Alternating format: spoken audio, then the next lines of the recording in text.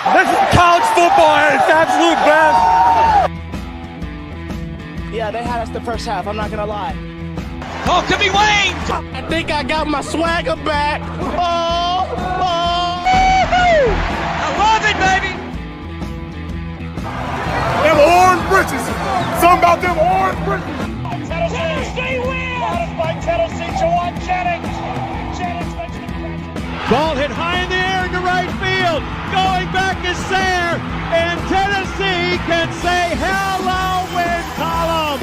A grand slam in the bottom of the ninth. You can't draw it up any better. We just won a basketball game, and we're very happy right now. McGrath for the win.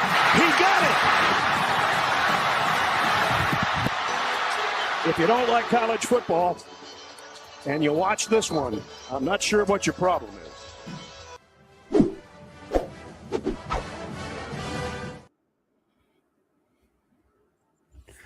Ready to do and welcome into More Important Issues. Today is Thursday, February 26th.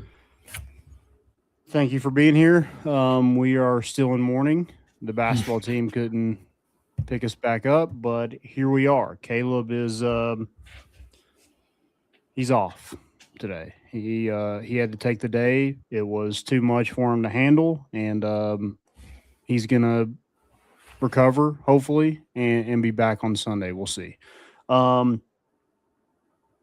don't really know where to start with this one. It was a 9:00 tip-off on a Tuesday in Columbia, Missouri, and of course it was.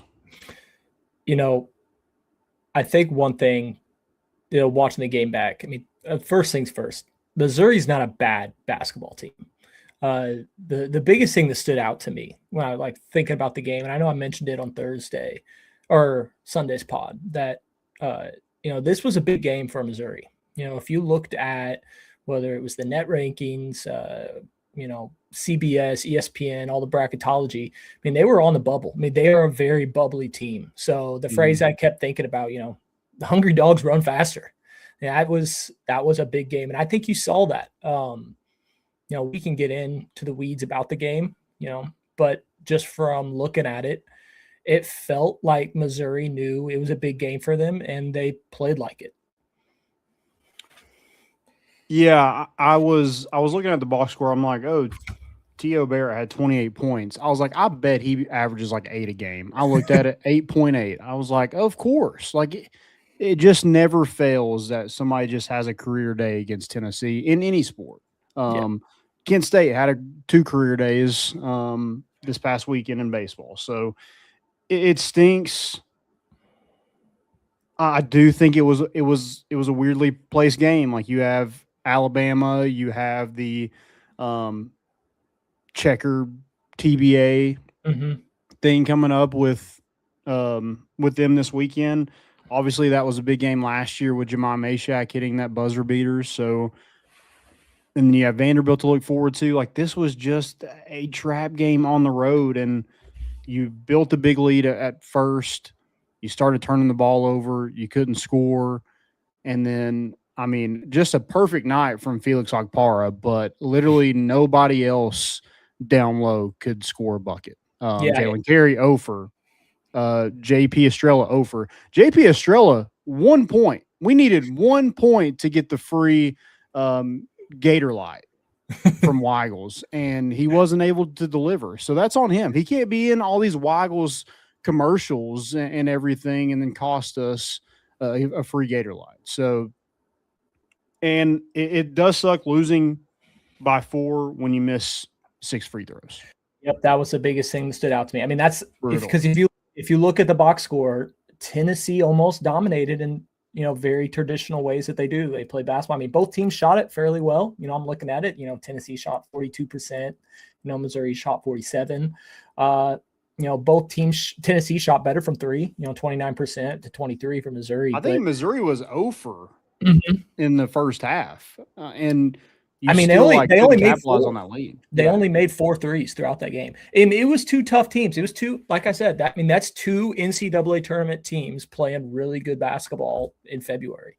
But like I said, going back to the box score, it's it's the free throws. And I think that's pretty consistent.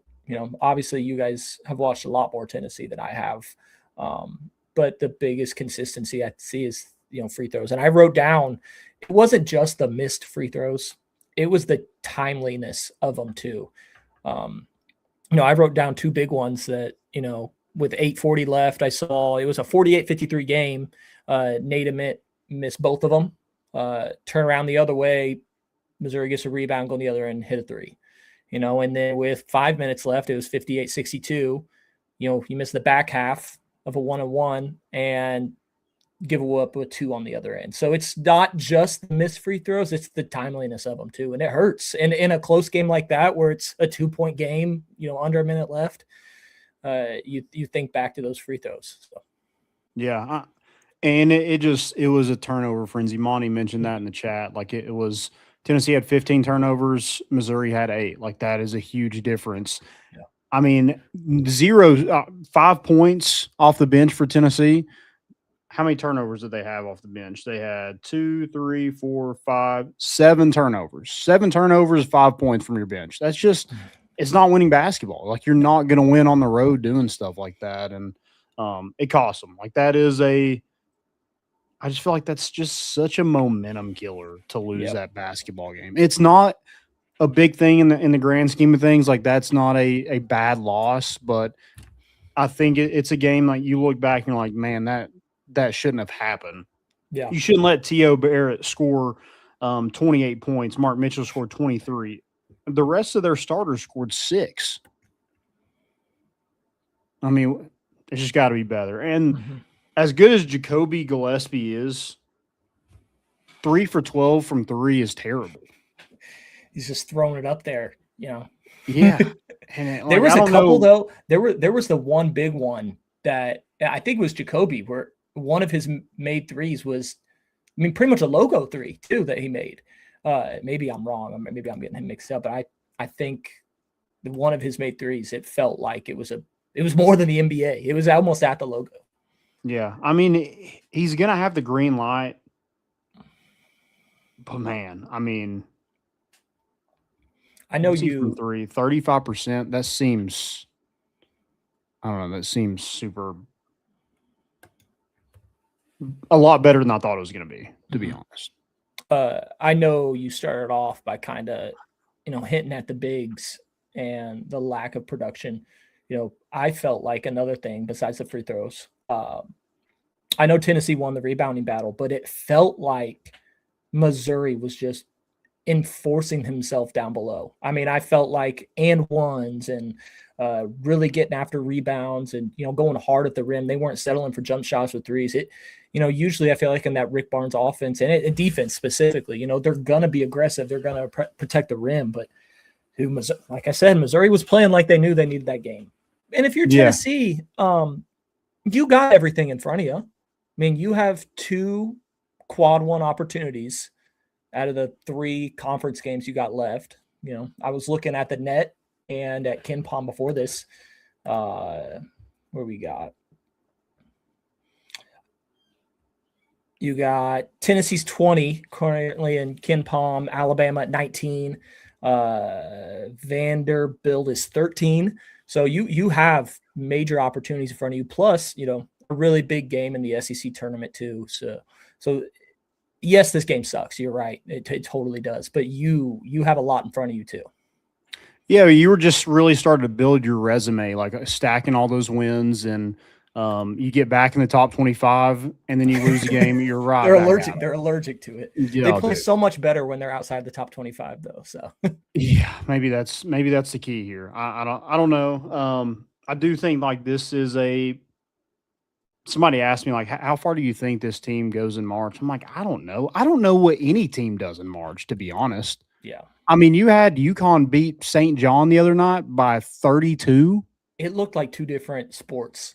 It looked insane. I think I read a stat that St. John's missed their last 27 field goals from the field. How do you do that? How do you miss 24 shots in a row? 24 shots in a row. That's what it was. I feel like at that point you're trying to miss. So maybe look at their cashy accounts. Dude, something. I don't know. Like college basketball is open. It's very much open. I mean, there's some great teams up top. Don't get me wrong. But with how a lot of people talk about college basketball this year is the freshman class or the draft class, and how many great players there are. And I think that speaks to how open this field can be.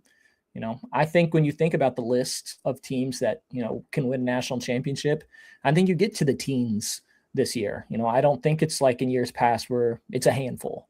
Am I saying Tennessee's one of them? Not necessarily, but you're going to play some. And, as we've seen, upsets happen in the tournament. So you just got to be playing good basketball, and you're going to have opportunity to play good teams going into the tournament. That's all you can ask for. Yeah, I mean, I don't know. I mean, this team could lose the first round. They could make a run to probably the Elite Eight again. I don't know. It's like a love-hate relationship. Like there's times where I really love this basketball team, and there's times where I can't wait for the season to be over with. Like I'm tired of watching the inconsistency. I do think they need JP Estrella to be healthy to be at their best. He's not healthy. He played 6 minutes the other night. He's not healthy at all. And they're going to need that because Jalen Carey, as inconsistent as this basketball team, I mean, he is the driver of that bus. Yeah. And there's games where he's just like on it. And if they don't have a decent big, he's going to dominate. If they got a decent big, forget about it. Like, I mean, yeah, he grabbed 10 boards, but 0 for 3 from field goal, 0 for 2 from the free throw line. Like, it's just like Tennessee just needs a little bit. Yeah. We're not what's it from Righteous Gemstones? I'm not asking for a lot here. I just want a 8-ball and $3 million. I mean, we just want a little bit. Just give us a sliver of something so we can right this ship and be a consistent basketball team. Mm-hmm. You talk about, I said it last week, but in college basketball, it's important to have the three players. That's what it usually takes to get to that second weekend. And I think Tennessee knows who their two are. It's Jacoby and Nate, but who's that third? We talked about it, and whoever that third is, it's someone that's going to be playing a lot of minutes, and you can't be going over like you talked about. Yeah. I mean, that's it. Like you just, somebody said the camera quality looks great. Okay. Yeah. I love it. Yeah. That wasn't one thing that we were just harping on for this, but hey, glad something's going great because the basketball, I don't know. It just felt like a game Tennessee could have run away with in the first half. And then you find yourself only up 3. You scored 29 total points. I think you had 15, within the first 5 minutes. Those the first 10 minutes of the game, that was, I feel like, when Tennessee really could have pounced on it because Missouri came out. I mean, they were missing left and right. I mean, you talked about their struggles from 3 in the first half. I felt like if Tennessee really wanted to, let's say, like do what UConn did, I'm not saying, it was going to be that bad, but that was your time because I was looking at trends of the game. There were really only 3 big runs in the game. And it wasn't anything crazy. It was like a 10-4, a 12-6. I mean, they weren't massive runs. It was a tight game. Yeah. Monty said the Lady Vols lost again. I saw they were losing. Yeah. I'm sure. LSU's a good basketball team. Death taxes and the Lady Vols losing a basketball game. Give us something. The baseball team has to do something tomorrow. Let's just do one thing right in a week span. Let's just win a baseball game that we probably shouldn't win on paper. Well, on paper, I don't even know if that's right. Just like with what's happened so far. Mm-hmm. We probably shouldn't win that game. But that would be the most Tennessee thing ever. If they come out and beat UCLA, number 1 UCLA, then whatever happened this past weekend, out the door. That's what you need a UCLA win on Friday, and then you need to shove it to Alabama on Saturday. It could be you could flip this past week like this. Come Saturday at 11 o'clock, you could be thinking, God, we got a damn good baseball team and a good basketball. Oh yeah, team. You can switch it. We're a contender in basketball and baseball again. Right now, we're at the low of low, and I say that's not true. It just hurts. Losing to a whatever team in Missouri. I know you said they're not a bad basketball team, but they're a whatever team to me. Yeah. In every sport, like they're just a whatever school. Like no one's like, oh man, look at what Missouri did. No one cares. No. I mean, their coach is on the hot seat, and I don't know if it's a coach on the hot seat. I mean, my God, we're gonna make sure that they stay. We're gonna cool it down for them. Mark Pope cooled down. Gates cooled it down. God, I keep seeing these highlights of T.O. Barrett. I'm like, is this guy like a high-profile draft pick or something? Like he's pretty good. 8.8 points per game. Maybe Tennessee's just playing 4D chess. Maybe you're getting these, these mid coaches contract extensions so you can beat them moving forward. I mean, they better be like helping our NIL or something. We got to have a kickback of some sort with all this going on. Yeah, it's tough out there, but like you said, pretty good opportunity this weekend. Number one offense come to town.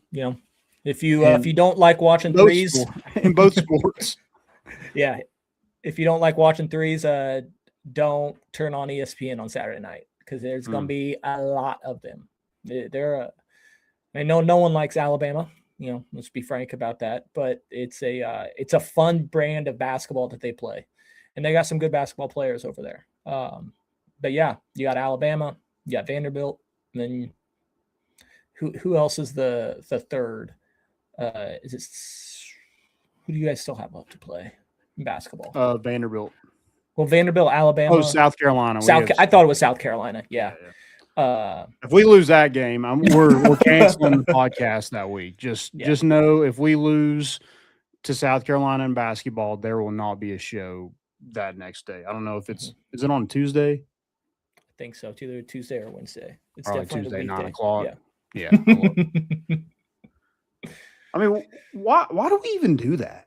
Why can't we just and no basketball games start on time either. So never. College basketball, I think it's worse than football, and football's a problem. But college basketball, I mean, you can almost, if you're not the first slate game, you can almost bet anytime I turn on the channel, I'm looking at that yellow box because I know my game's going to start in 5 minutes and there's 8 minutes left in the second half. I'm looking at that yellow box. Am I going to ESPNU? Am I ESPN News? Yeah, and then you get to pull the app. What do I got to do? You get to watch it, and they switch it back. So you're watching a commercial break for 10 minutes, and you're like, oh, what's going on? Yeah. Oh, my basketball team just switched over. They didn't even let me know. Yeah. Yeah, that's a problem. As much as we talk about NIL and all that stuff, this is just horrible. Can we fix that? Well, let's fix it a little bit at a time. Just give us, again, I'm not asking for the world here. I'm just asking for $3 million and an 8-ball. Let's stop beating around the bush. Let's set the tip-offs at 9:05. Don't tell me it's going to start at 9. Let's stop lying to ourselves. Say, hey, tip-offs at 9:05. We'll make it work, Yeah. Well, hey, we do well against Alabama. We do well against Vanderbilt. Hopefully we beat South Carolina. I feel like you could have lost. I think these last 5 games, I was like, all right, you go 4-1, you're golden. I was thinking one of those losses were coming from Vanderbilt or Alabama, and now you put a little bit of pressure on yourself to kind of get to that mark. And again, you want to be playing your best basketball. Like you don't want to go, in the season on a 3-2 run and lose to one of your rivals in a whatever school in Columbia, Missouri. Like you just want to keep building on that. So I don't know. JP's got to get healthy. I think Nate Ament needs to be, he's going to deal with, he struggled a little bit with physicality. Like he's going to have to be able to shake that off and score more. I think Jacoby needs to be more efficient. I thought Bishop Boswell played pretty well the other night, but They just need one more big Felix Okpara. I mean, you're not going to get 15 points from him every night. And so, like, I just don't know right now with JP Estrella not being healthy. I just don't know where the rest of that comes from. I think Dwayne Brown is decent, but he's not a scorer, really. Yeah. And you'd hope at this point in the season that bench shrinks. But it seems like, JP, I know, come back from injury, but it seems like, Rick Barnes is still searching, for his rotations at the bigs still. And maybe, and it's just, by committee, and it's who's hot this game and who's not. Mm-hmm. I think they're missing one person. I mean, that one person isn't coming. I don't know if it was going to be Cade Phillips. I don't know if it was, maybe we're hoping it'd be Amari Abrams. Yeah, or somebody, but like no one has really answered that call.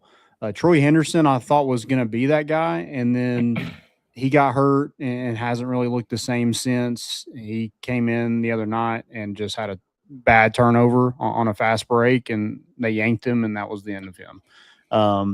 Ethan Bird continues, like, he loves getting in the game and turning it over and then getting out.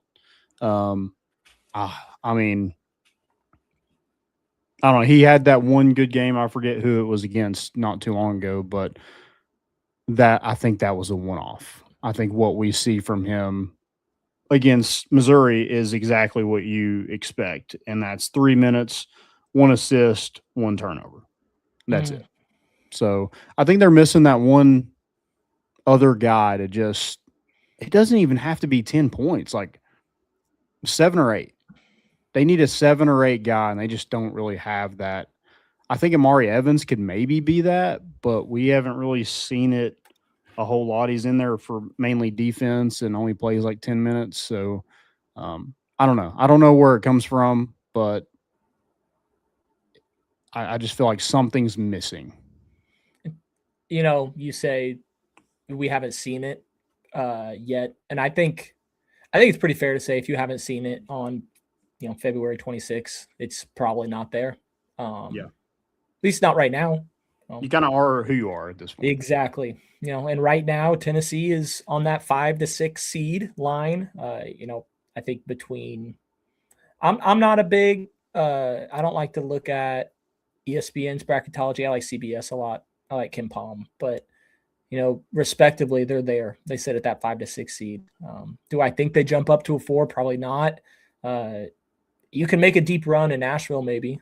But I think, you look at the teams around you, the 5 seeds, Arkansas, Louisville, Tennessee, Vanderbilt, 6 seeds, Kentucky, North Carolina, St. John's, BYU. But the 4s are Alabama, Nebraska, Michigan State, Texas Tech. It's that next step up. You get to play them. It's weird. Like, you mentioned all those seeds, and I'm like, yeah, we could beat them. We could beat them. Mm-hmm. And like all those teams I could technically see them win a national championship. But like you said earlier, it's kind of wide open with college basketball. There's not a UConn from a couple years ago where they are just dominating. Nope. Kansas, I mean, their best player doesn't even play half the time, so I don't know what they look like. I think Arizona's really good. They've got a lot of transfers in there. They're and some highly touted freshmen that are pretty good. Duke's good. I don't like Duke. Duke's good. Yeah. Duke's good basketball team.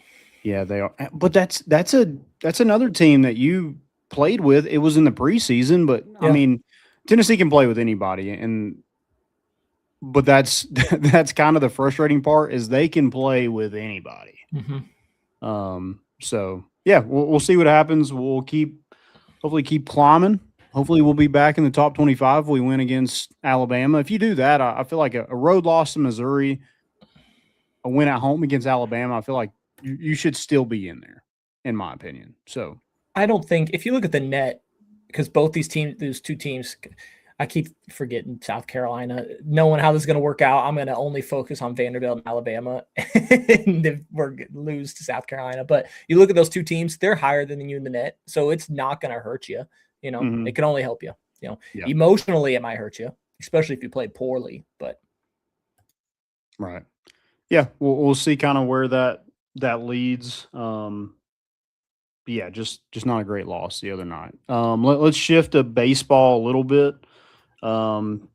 Tennessee does win the midweek. It was a rough 6.5 innings, and then you finally turned it on and had that big like crooked number. So, yeah, I think there is a huge opportunity this weekend with number 1 UCLA.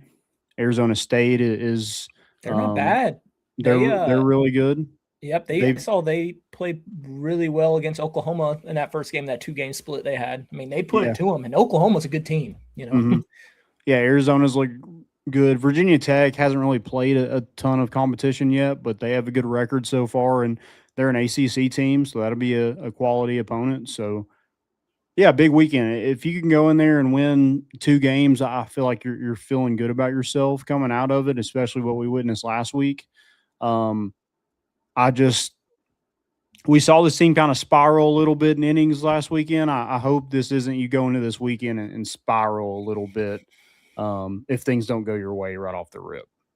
Yeah, I love what college baseball's been doing because it really feels like these last 3 years they've really focused on these, these little mini tournaments, I call them, because I think they kind of set the tone for basketball. Basketball started absolutely, yeah. I think you see these 4 teams, and you got Tennessee, UCLA, Arizona State, Virginia Tech. Is that right? Well, so there's like SEC. So and then the SEC side. But yeah, the 4 that you'll play. I mean, it almost looks like it. I mean, if you told me 3 months from now that Tennessee's going to UCLA for the regional, and those are the 4 other teams, I'd believe it.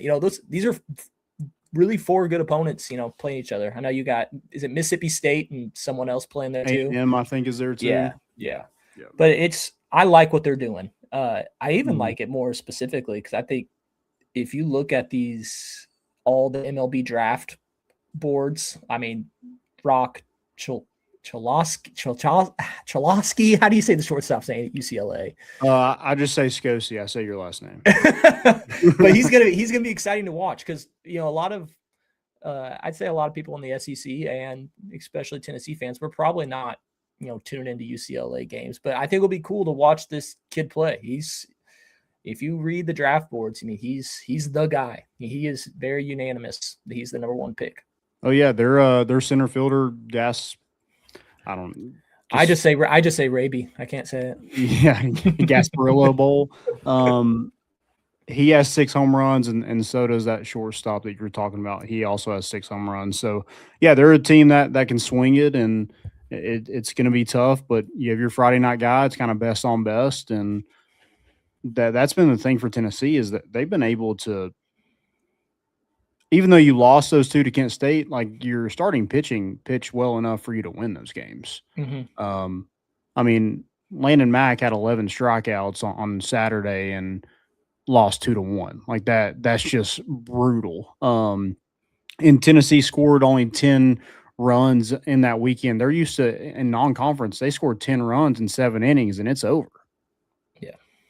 Hey, but UCLA, I mean, along with LSU, Georgia Tech, Arkansas, I mean, they're coming off not so great games too. I mean, UCLA lost a midweek game to San Diego State, where they only scored 3 runs. It happens. It happens early in baseball. That's what happens. You just gotta turn it around. You can't be 2 up, 2 down. No, you can't. That's what fans are for. We're supposed to be doing that. Right. You want to be playing your best, come May, June.